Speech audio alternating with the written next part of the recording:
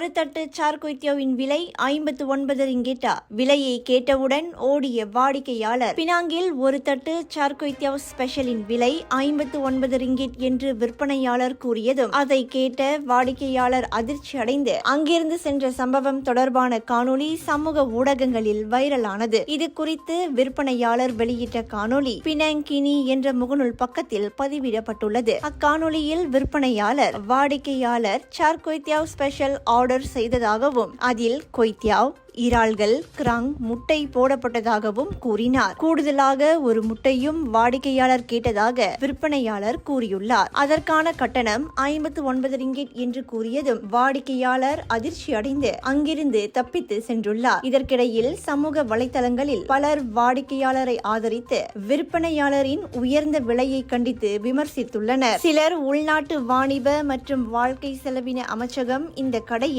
உணவு பொருள்களின் விலை பட்டியல் மீது சோதனை நடத்த வேண்டும் என கோரிக்கை வைத்துள்ளனர்.